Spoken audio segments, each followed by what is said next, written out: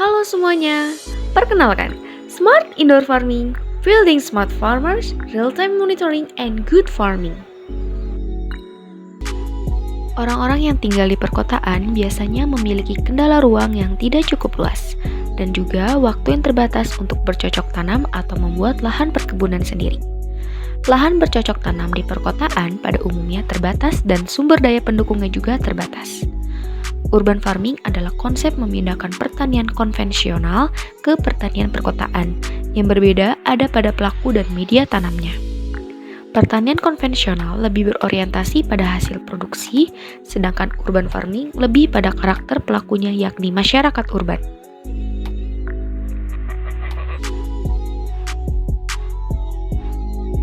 Perkenalkan, Bapak Ujang Sadili dan Bapak Risman Ismail sebagai pekerja dan juga masyarakat urban.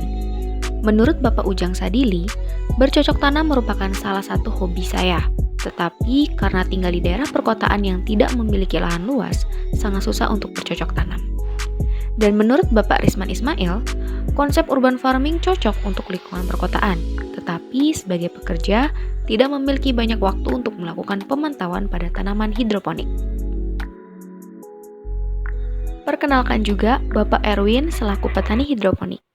Menurut Bapak Erwin, saya memiliki lahan hidroponik konvensional menggunakan alat ukur manual untuk pengecekan kadar pH air dan TDS nutrisi hidroponik. Saya merasa kewalahan jika harus mengecek satu persatu dari lahan hidroponik yang ada. Berdasarkan pendapat dari ketiga narasumber, dapat diambil kesimpulan bahwa yang pertama, sempitnya lahan di perkotaan, terutama apabila dipakai kegiatan untuk bercocok tanam. Yang kedua, waktu bercocok tanam yang terbatas. Karena dari kedua narasumber yaitu Bapak Ujang Sadili dan Bapak Risman Ismail adalah seorang pekerja, maka tidak ada waktu untuk bercocok tanam. Yang ketiga, terjadinya human error saat pengukuran. Hal ini terjadi ketika terdapat kesalahan pengukuran secara manual untuk kadar pH air dan kadar TDS pada tanaman hidroponik. Dan yang keempat, diperlukan pemantauan real time. Hal ini agar tiap saat dapat mengetahui bagaimana kondisi dari tanaman hidroponik tersebut.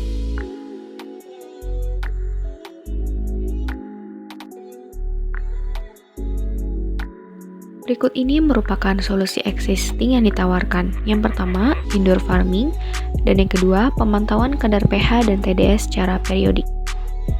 Mengapa membutuhkan solusi baru? Yang pertama, pemanfaatan indoor farming dengan menggunakan sensor pH dan TDS dengan pengukuran pada tanaman hidroponik agar dapat melakukan monitoring dan controlling pompa nutrisi secara otomatis sehingga menghindari human error. Yang kedua, melakukan monitoring atau pemantauan pada sensor yang digunakan secara real time sehingga dapat dilihat langsung pada LCD di depan lahan pertanian tersebut. Solusi baru yang ditawarkan adalah Smart Indoor Farming, sebuah alat cerdas yang dapat digunakan oleh masyarakat urban untuk mengatasi masalah sempitnya lahan di perkotaan dan juga waktu bercocok tanam yang terbatas. Alat ini juga dapat digunakan oleh petani hidroponik untuk mengatasi human error saat pengukuran pada tanaman hidroponik. Berikut ini merupakan prototipe dari alat yang telah dibuat, di mana pada bagian bawah akan ditaruh wadah nutrisi yang berisi cairan nutrisi untuk tanaman hidroponik. Kemudian pada wadah nutrisi akan ditempati oleh sensor TDS untuk mengatur kadar larutan pada nutrisi.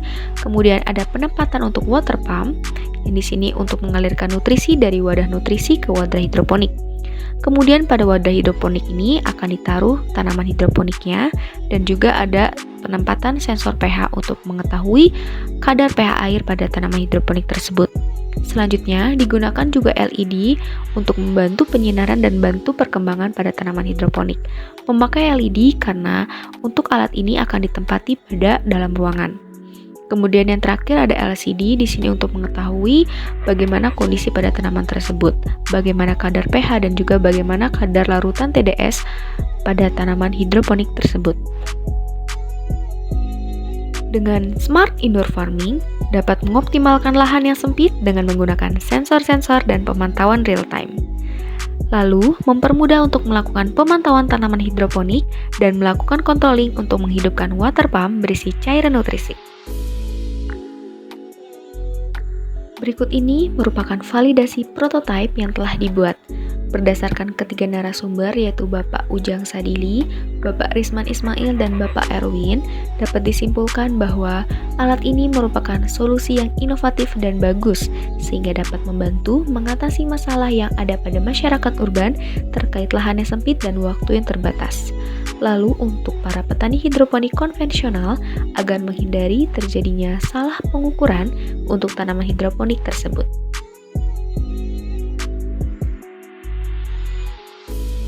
Terdapat potensial customer bagi pengguna smart indoor farming.